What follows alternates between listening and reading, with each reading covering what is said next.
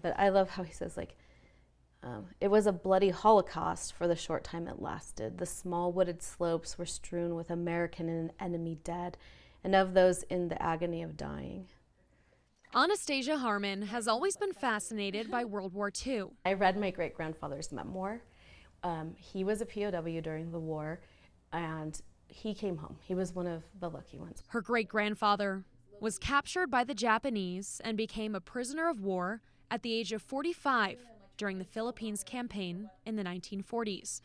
The U.S. surrendered this battlefield. He was in the POW camp for almost 3 years, and they were sick. They had dysentery and all sorts of other diseases, and they were starving for 3 years. And he survived that. For the last 15 years, Harmon has been researching others like her great-grandfather. Remember how the sailors tried to dye their white uniforms khaki but ended up in bright yellow?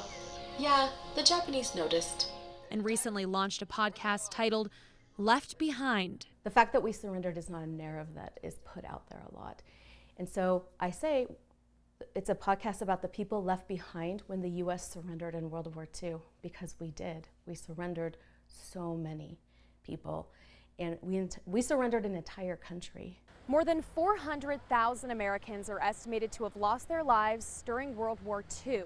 Even though it's been almost 80 years since the war ended, Harmon says every single one of those individuals has a story worth sharing.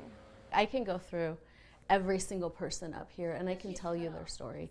And their story is amazing, and it's very different from anybody else's story. On Memorial Day, Harmon says she encourages people to try to learn about just a few of the Americans who gave their lives up for their country. Are we forgetting what they were fighting for? In Eagle Mountain, Jenna Bree, Fox 13 News, Utah.